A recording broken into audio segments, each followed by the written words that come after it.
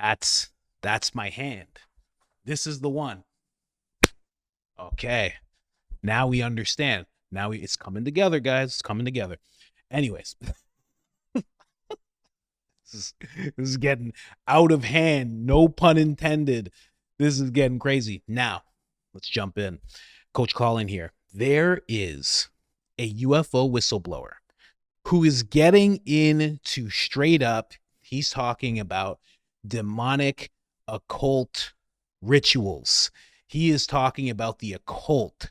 That is what he's talking about. This is what I have been saying for the longest time. Since I jumped into my UFO bag, the occult bag, I have been saying that there is a link between what we are calling extraterrestrials, UAP, UFO.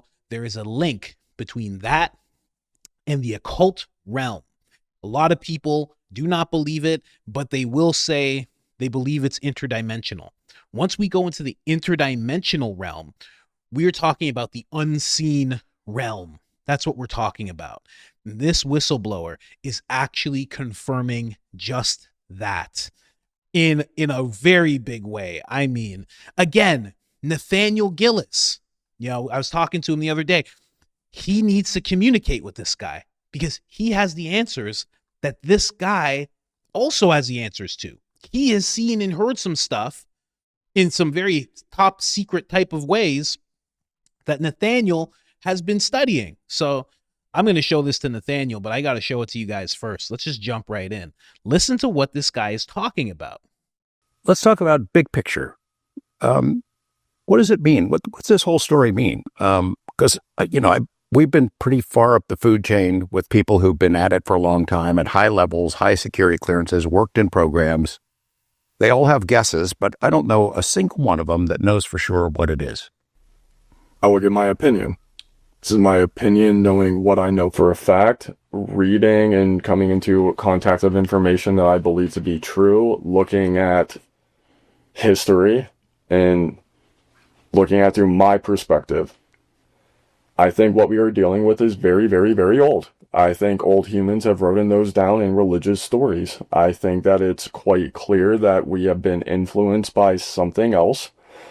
I think Arrow has been telling the American public the truth, and you have said this on Weaponized on my behalf, which is Arrow's statement, there is no scientific evidence of extraterrestrials, is 100% technically true. You have to have a control to have scientific proof, and extraterrestrial is a very exact statement and word with an exact definition, an entity of another planet. These things, whatever they are probably what are referred to as gods or demons or angels or jinn, or insert whatever cultural or religious perspective you have. There are probably also extraterrestrials. It's not a one-size-fits-all. And considering, humanity has the same stories across many cultures. A flood, crafts that are in the sky, things that are coming and helping humans. And I'm at an advantage and a disadvantage knowing certain information that relates very clearly to things that are around the world that are related to what I know. I don't think that's by pure coincidence or luck. I think that the people that are in these programs know the truth to this stuff, and they are looking at it through a lens of this is true, this is true, this is true. This has been here for 8,000 years. This has been here for 4,000 years. Oh, we dug up this at an archaeological dig in hypothetically Egypt. I mentioned it to you guys last night. Lakatsky in his statement about his faith and what it means to be human and the impact and nothing to fear. Lakatsky and I are both Catholics, but I want to be clear in that it's the idea of something greater than us that is here with us and can influence us. And Pasalka talks about this, and you get into consciousness, and all of these things are so correlated, and that's a problem with this subject. And that's why one of the things that I'm a huge proponent of, going back to having our government be a part of this, is you have to set a foundation. Because if you come out and you throw it all out there, people are going to laugh at you, they're going to call you crazy, they're going to do X, Y, and Z. Then you have to set a foundation. And I understand the UFO fanatics are not going to like this opinion, but this isn't for you. This is for the public. If you want disclosure, the public has to be a part of it. Hence why I'm here, is to hopefully get enough people outside of this subject agitated, upset, and come and say, no, we're done with this. My big picture idea is it's been here for a very long time. It goes by many names. It's many different things. And it has an influence on all of us. Guys, this is a serious message. As you can see, I'm not even in uniform. I'm not wearing the signature hat. So, very serious message. 59% of you are not subscribed. Please, guys, hit that subscribe button. We're trying to get to 500,000 subscribers. The road is long, but I know that we can do it. Please hit the subscribe button. Please hit the notifications. Please hit the like. If you want to keep seeing this content, if you want to help me move from being the Joe Rogan clip guy onto better, greener pastures, you got to hit the like. You got to hit the subscribe. It helps me tremendously. That is all I ask. Let's get back to the episode. Now, this is, for a whistleblower to be saying this, right? I mean, we had Grush saying interdimensional, and that was wild enough. But for him to be saying exactly, what I've been saying, that's like, wow, what's going on? They're giving out tinfoil Speedos in the military, in the government. Is that what's going on? They got a bunch of tinfoil Speedos walking around. Anyway, man, let me just jump into this really quick, because this is exactly what Tucker's been saying for the longest time. And I wasn't going to pull this clip up, but I think it's very important because it's good to hear it explained from various perspectives. Tucker. So that's a conclusion I've reached. I'm usually pretty curious. I've stopped being curious about this because I don't want to know anymore. But you truly don't want to know anymore about it. I think I know. I think I know what's up. So I can't prove it, so probably not going to articulate it, but I think I know what's up, yeah. But can you articulate it? Well, I think it's a really old story. I think it's a really old story. So that's what I think. What is it? Well, one, I'm a Christian, and I am fairly sincere about it. I try to be sincere about it. More sincere than ever, for sure. But one thing that you notice about every world religion I'm familiar with, I'm interested in that topic, there are commonalities between religions. Jesus is unique, and I believe in Jesus. So I don't believe in any kind of pantheology, okay? I don't think they're all equal or anything like that. I think mine is correct. I think that. Sorry. But there are commonalities that are very striking between all world religions I'm aware of and all creation myths.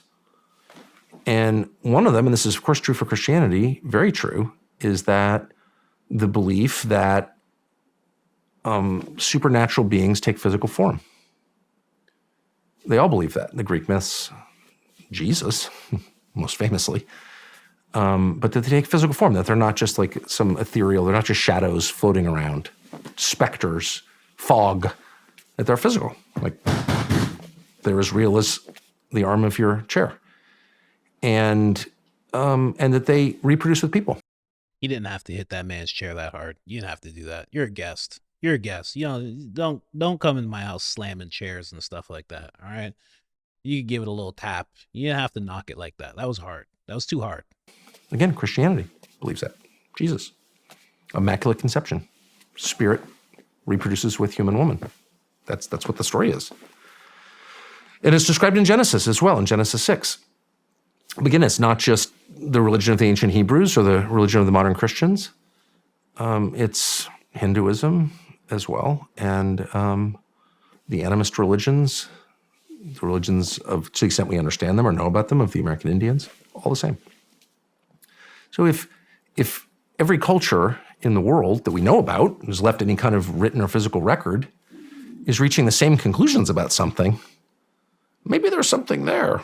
Mm-hmm. And maybe it's not so crazy to think that what everyone else has always thought since the beginning of time, which that there is this combination in cases of, human beings and the spiritual realm, whatever that is. I can speak about it with no precision at all because I don't understand the specifics of it, but I know that it has been written about since people have been writing.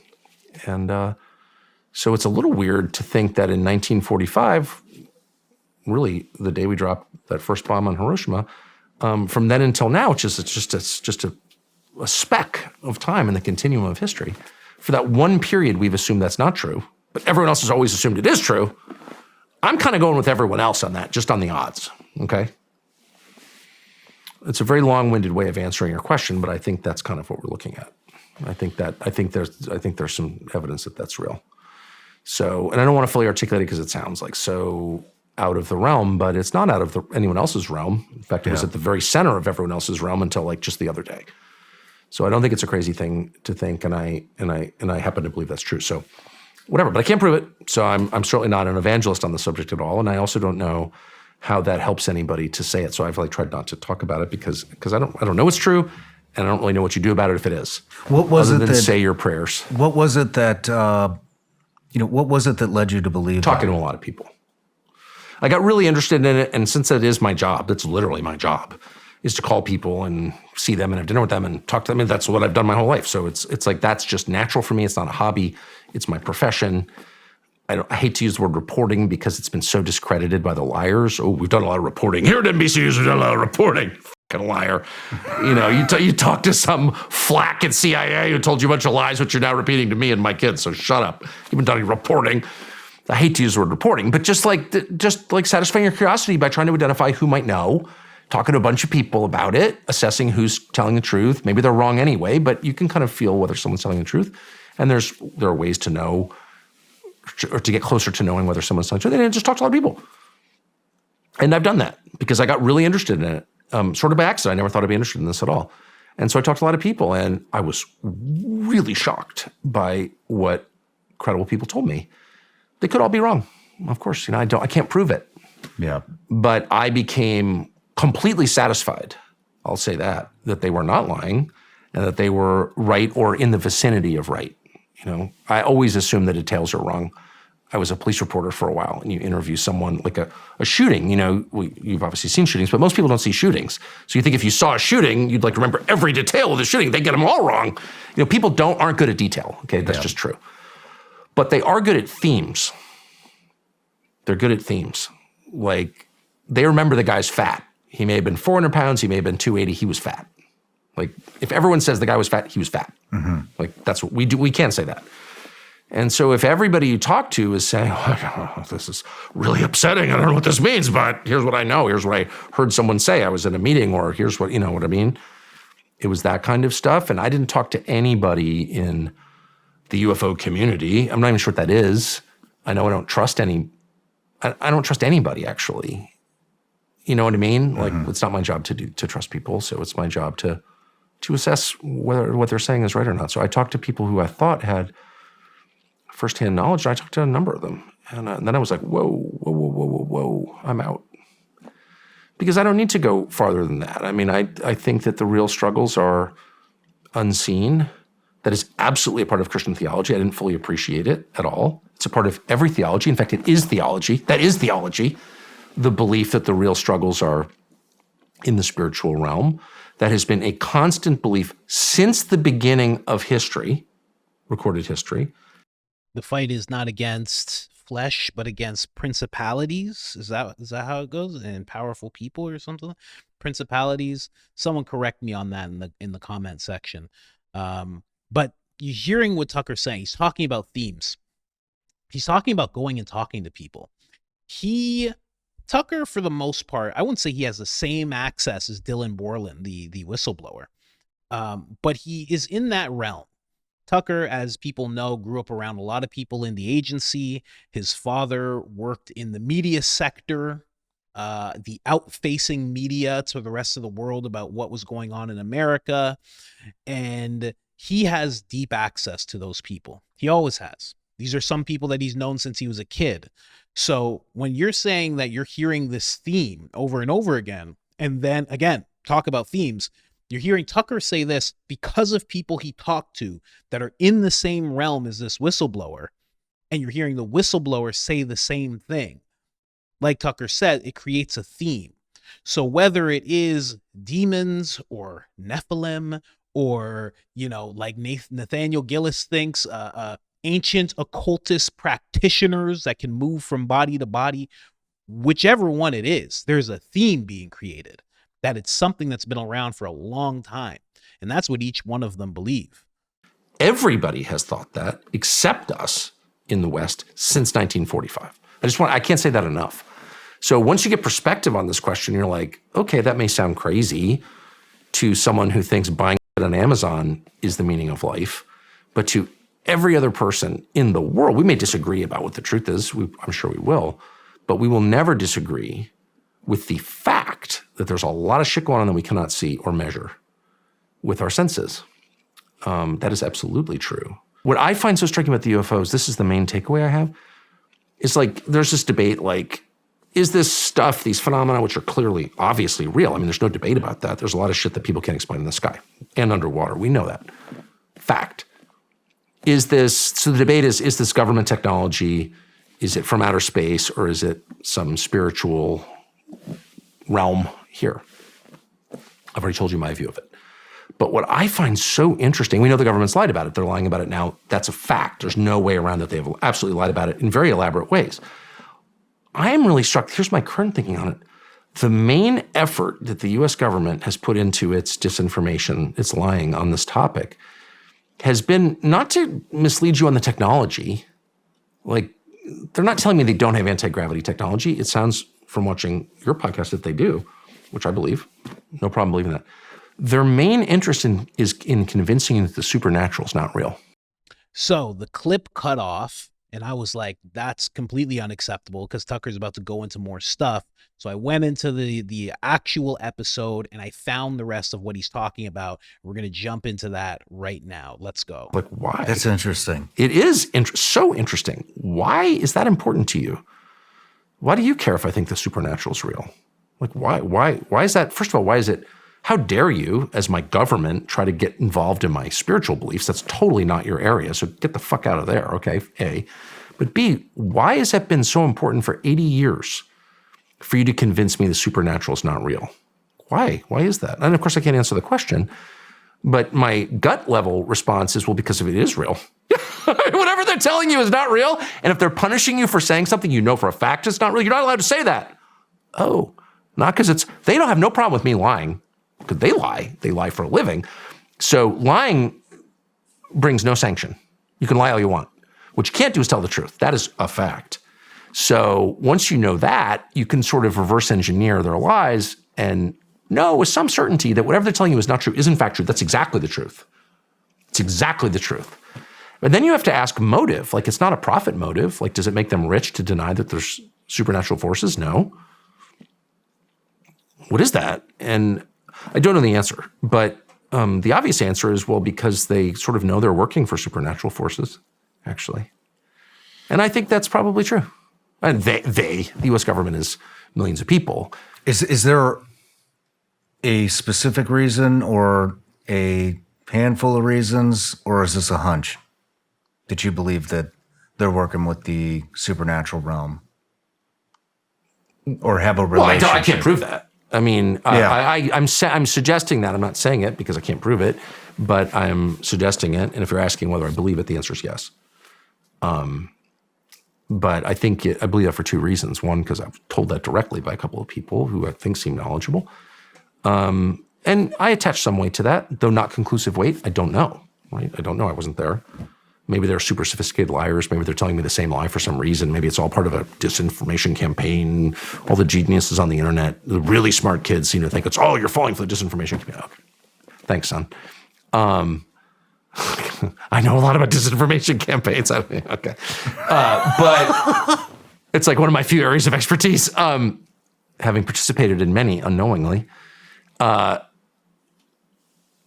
either they're totally lying or they're telling the truth. But the other reason that I think that is for the reason just stated, which is that their main goal, when I hear a bunch of lying, I want to recognize that it's lying. It's untrue. Like, I know that's untrue. Then I want to ask, what's the nature of the lie? What exactly are they trying to get me to believe or not believe? That's really important. What is it? Like, what's so important to them that they're going to all this effort, spending all this money, getting all these journalists to repeat, knowingly or not, repeat their lies? Like, why? Why are they doing that? It takes time to do that. It's a big effort to lie. It's much harder to lie than tell the truth. So why bother? And then the third question you have to ask is like, so like, what is that? What does that mean? And then, of course, I don't know the answers, but it's very suggestive. One thing I do know, and if you look at it, if you look at like the New York Times or Popular Mechanics or any of the, I say Popular Mechanics, I may be getting that wrong. I think it's Popular Mechanics, but there are a bunch of different stories that have run over time debunking certain claims about UAPs, UFOs. And some of them are quite vehement and sophisticated and mean, too. People who believe in this stuff aren't just wrong, they're crazy. Now, when he says that it can't be proven, that he can't prove it, he actually could. And, you know, funny enough, this episode took place, I don't know, what, a year ago, June. So, you know, it took place a while back, June 3rd. Tucker Carlson has sat down with somebody else, so I'm going to heavily cover this episode. But one name that kept popping up in that episode was Nick Land. Nick Land was into he was somebody who had been possessed by 3 entities at one time. There was a lot to this Nick Land person. I'm going to give you a breakdown of that later on this week. But from what Tucker did in that episode, he actually can prove it. It's starting to all come together in a very, very wild way. But I will say, what Tucker's saying makes perfect sense, that they're working for these entities, because we have seen time and time again, whether it's Jack Parsons. Here's the thing. We know Jack Parsons. We know Nikola Tesla. We know various people in the music industry, all using the occult. We know, I'm going to make an episode about this guy as well. There was a Canadian prime minister who would hold seances so he can contact his mother and his dog who had passed away. And he was Prime Minister of Canada for 20 years. There are all sorts of people who try to get in contact. German scientists, Russian scientists, American scientists, Werner von Braun, who's connected to Jack Parsons, who's connected to Aleister Crowley. There is a whole bunch of people who are all trying to tap into this unseen realm, this supernatural place, to get information, to get technology, to get instruction, to get talent, to get ability. There are so many of these people that it's hard to say. It would be so hard for you to think, this is just me at least, that there's no one else. That's just done now. You think there's not other people doing that today? You think there's not people in all areas, in politics, in entertainment, in tech, in the AI realm, government, whatever. You think that they're not all trying it? Not all of them as a whole, but you think there's not various people throughout all these sectors, all these industries, all these places in the world that aren't trying this stuff still? That aren't getting access and figuring out, okay, this guy did this. Okay, so you think that just stopped? What has stopped? Nothing has stopped. Trying to get to the moon stopped a little bit. That's about it. But other than that, everything tech-wise, everything that you've seen going on in the world, it's just gotten better and better. So why would there be a stop at the occult? Now let's jump into another clip here, because I just took a big detour. Here is Borlin talking again about this phenomenon, these entities. And he's talking about what I was just saying in terms of gaining knowledge from them. If somebody's able to put a thought in your head, George. Okay, let's slow it down. Why am I always so fast with it? Why always? Okay, let's go. If somebody's able to put a thought in your head, George, and tell you build this craft, yeah, you're the one who built it, but the thought came from somebody else. And now you start to get into places that are purely hypothetical, and I'm not even saying I believe them, but it's clear there's something to this. Like thoughts as intruders from a non-human intelligence having humanity do the bidding that they want without direct knowledge that it's being asked by someone else. And we're talking about that, right? Theoretically, that's a possibility, 100%. I think on Joe Rogan, he mentions like artificial intelligence influencing humans to continue to create artificial intelligence and just round and round. Yeah, the metamorphosis philosophy that Rogan talks about, it's really beautiful. I mean, I keep all options on the table. What I know is these things are real. They exist. We've had them. Other nations have them. I know that in some way, shape, or form, they appear in a physical sense. I know that they have an interest in people, and I have a strong belief that they have an interest in certain families, if you want to call them that. What does it all mean? I don't know, but So what he's talking about there, they're talking about being influenced to make AI, which is very interesting because I've brought up this idea many times that, you know, when you look at Sam Altman, you can find video of Sam Altman before OpenAI or just as he was meeting Elon Musk, and he's like, "Hey, what's going on? Name's Sam Altman. How you guys doing? Here with Elon Musk, normal guy." And now that he's deep in the throes of OpenAI, everything is like, and it seems that we are taking the opportunity to, and there's many, and so all of a sudden he's talking like that. Peter Thiel's talking like that. Elon Musk talking like that. And the reason I bring that up is because it seems like they have some kind of, it's almost like something has taken them over. That's what it seems like, right? So it's funny that they just brought up, you know, getting influenced by AI or whatever is coming through AI to make AI. You know, it just seems like something has taken them over. And that's why there's no pausing. There's no stopping on all this. That's why they're pushing ahead the way that they are, because it's not just them that wants to do it for financial gain. There's something else deeper there. But the way he just brought that up, and listen, when you hear this whistleblower and he's talking about like hypothetically, and yeah, you know, this is exactly what Grush used to say. And the reason that they say that is because they're trying to protect themselves in some way, right? They're trying to put the ideas out there. He's letting Jeremy say, well, is this what you're saying? He's letting George bring up certain things, and he's saying, hypothetically, you know, maybe that could be something, because he can't exactly just come out and say everything. There's certain things that he should just be saying in a skiff, and the fact that he's doing this long form interview with these guys, probably not all on the up and up if he just decided to just blurt everything out. Let's go into the third clip, last one here, of Borlin talking. I mean, I keep all options on the table. What I know is these things are real. They exist. We've had them. Other nations have them. I know that in some way, shape, or form, they appear in a physical sense. I know that they have an interest in people, and I have a strong belief that they have an interest in certain families, if you want to call them that. What does it all mean? I don't know, but what I do know is that as a democratic republic and a nation that votes for our elected leaders and leaders that are supposed to provide us information, we're not fulfilling our obligation in our Constitution because we're not voting with information. We are lying to ourselves. I mean, I keep all...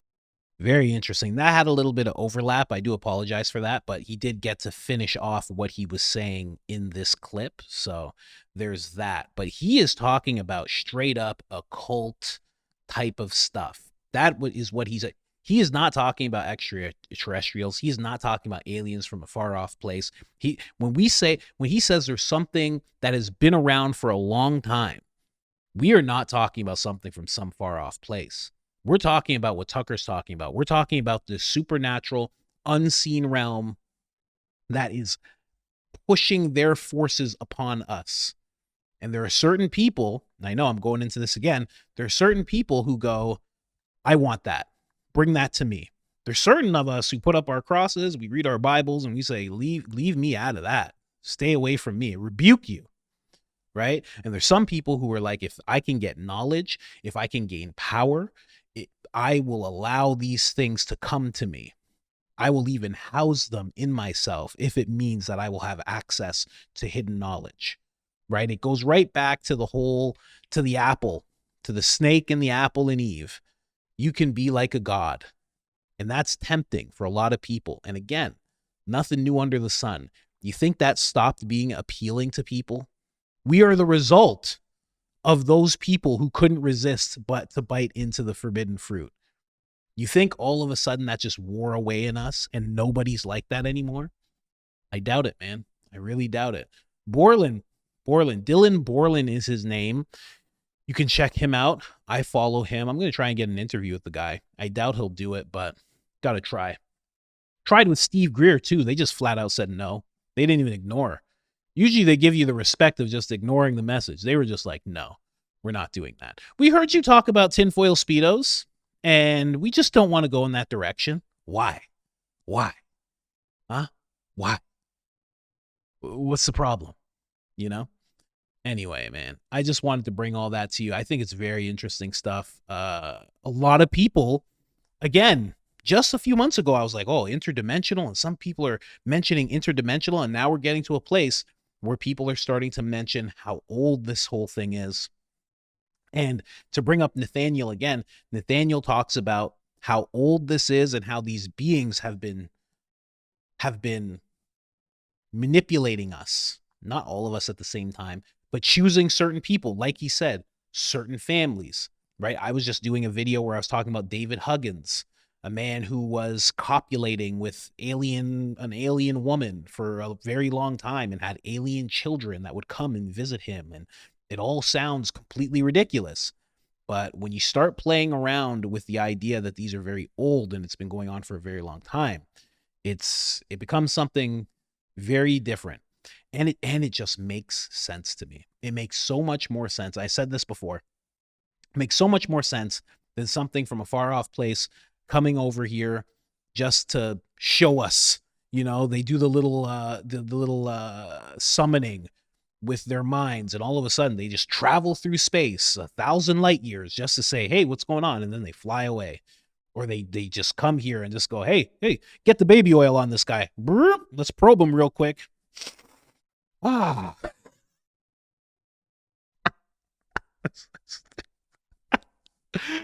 That was a stupid joke. That was dumb. Oh, but I'm going to do it again. Probe him. Oh, okay. Whew. Smells great. Let's take that back 1,000 light years. Keep that probe. Nobody touch it. Don't wash it. What? Come on, man. Makes sense that these things are just very, very old. They've been around us for a long time, and they need us. And some of us think that we need them. And then it gets into AI and how AI is that, and that could be acting as a portal, and it goes deep. It goes deep. I don't want to blow your tinfoil Speedo off right now, though. So let's just end it there. Thanks for coming out. That's all I got for you. I'm out of here.